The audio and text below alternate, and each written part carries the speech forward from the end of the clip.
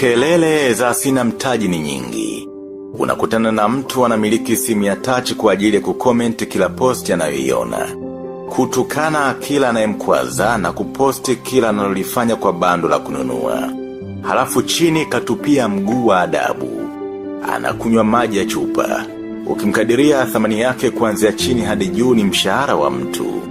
Halafu mtu huyu anakwambia akitokea mzungu akampa mtaji angefungua hata kioski ajiajiri. Hapa tatizo sio mtaji. Tatizo liko kichwani. Akifungua jicho la tatu tu atajikuta anachezea mtaji na hivyo kukusanya na kwenda kufungua kioski. Utaukusanyaje mtaji wako?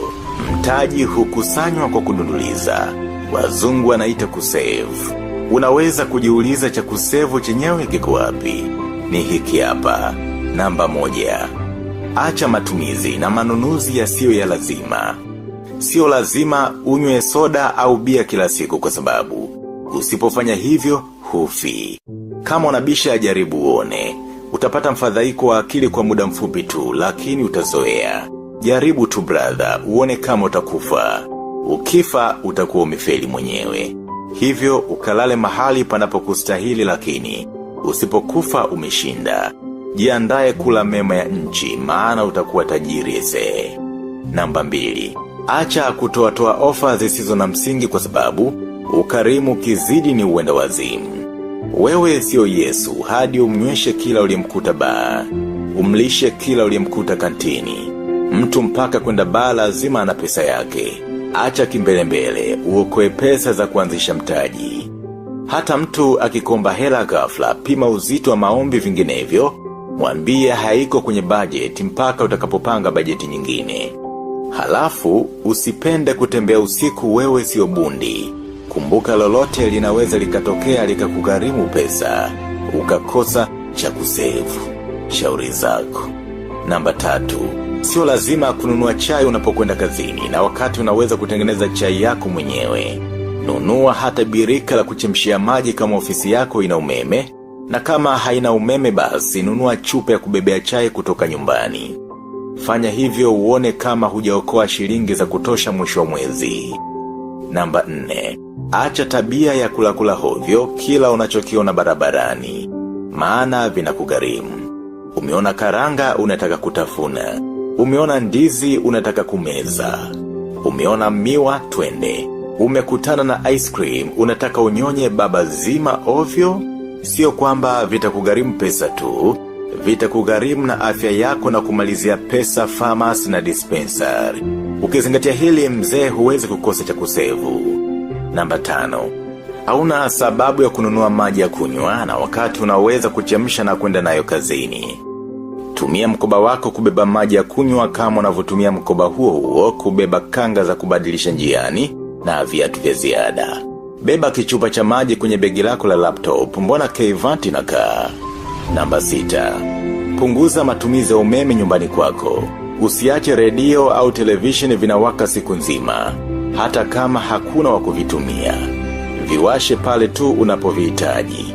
Wageni wanapokutembelea msiendelee na mazungumzo huku redio na television vimewashwa. Vizime.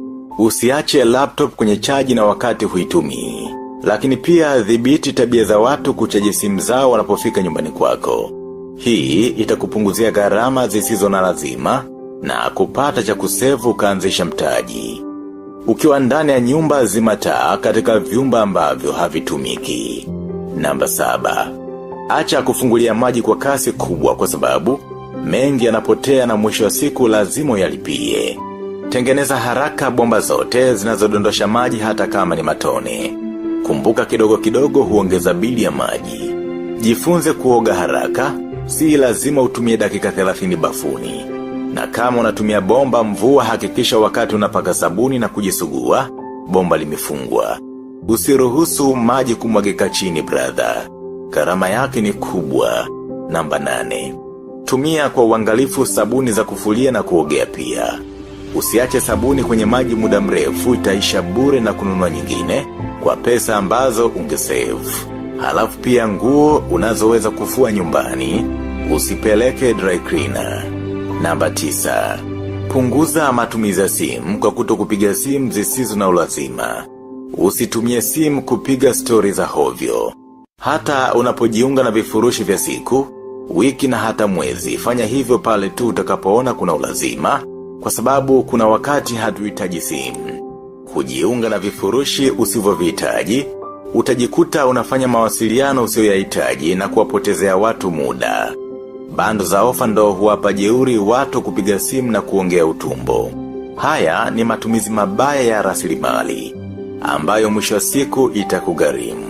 Namba 10. Kwa wenye magari, ni vizuri kuacha kabisa mizunguko isiyo na tija. Muda mwingine unaweza kutumia usafiri wa daladala kwenda sehemu ambayo utafika kwa urahisi. Yale mafuta ambayo ungeachoma kwenye gari, jaribu kusevu, utaniambia. Namba 11. Kwa wale msiokuwa na vyombo vya usafiri, acheni gharama za kupanda bodaboda, taksi au bajaji kwa umbali unaoweza kutembea kwa mguu. Kwa kufanya hivyo utapata faida mara mbili. Faida ya kwanza ni utaujenga mwili kwa mazoezi na kujikinga na magonjwa ambayo yangekulia hela. Pili, utapata cha kusevu na kuanzisha biashara. Namba 12. Sio lazima uwe na aina 10 za perfume, aina 7 za lotion, aina 70 za lipsticks, pea 1000 za viatu na mikoba ya rangi zote. Huu ni ufahari wa Bongo Movie ambao mwisho wa siku unakugharimu mwenyewe. Ikikupendeza acha.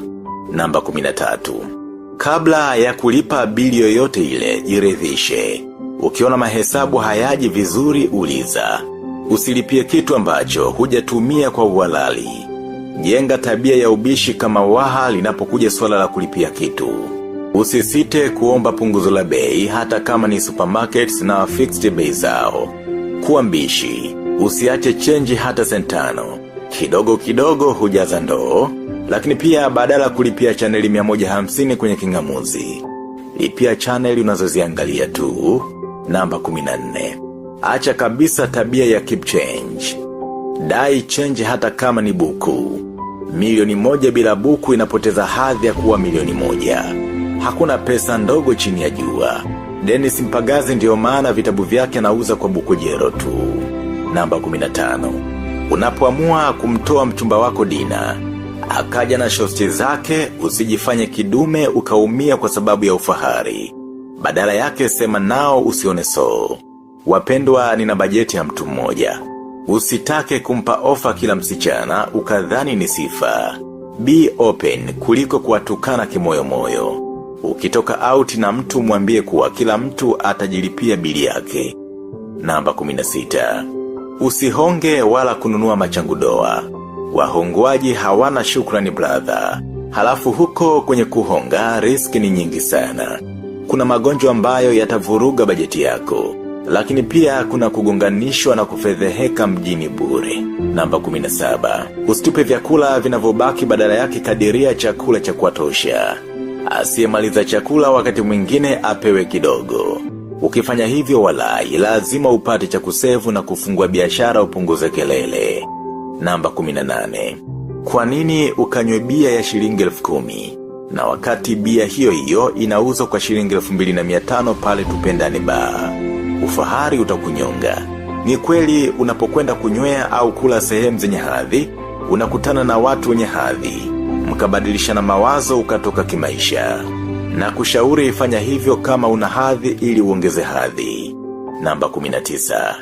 Punguza idadi ya sherehe za kuchangia kwa mwaka. Usijifanye wewe ni mwema na tajiri wa kuchangia kila kadi ya harusi unayoletewa, na wakati unaishi kwenye nyumba ya kupanga. Ukizoea ufahari, utajikuta ukikopa ili kupata ufahari badala ya kubana matumizi kwa kusave. Namba 20. Kama hujajenga nyumba yako na unahitaji kupanga, basi panga karibu na unakofanyia kazi au kibarua chako. Hii itakusaidia ili ukate gharama za usafiri. Usitake kuishi kwenye nyumba yenye vigezo unavyovitaka, ukaumia kwenye nauli. Namba 21. Usipende kuazima kitu cha mtu kikipata tatizo, huna namna zaidi ya kulipa wakati ambao hauna hiyo budget. Cha mtu mavi walisema wahuni wa mjini, wasiolala njaa lakini wanachelewa kula. Namba 22. Usisahau kuabudu na kumtolea Mungu zaka na sadaka kwa sababu imeandikwa heri kutoa kuliko kupokea. Ukifanya hivyo Mungu atailinda mifuko yako hata ukiweka pesa zitadumu na mwisho wa siku utapata cha kusave. Fikra zinazoongoza akili yako ni muhimu zaidi ya kiasi cha akili ulizonazo. Tafuta vitabu vya Mpagaze, Wasomi Huru Gerezani na Ukombozi wa Fikra, ubusti fikra zako. Mpigie kwa namba 0753-66-5484 au mcheki kwa WhatsApp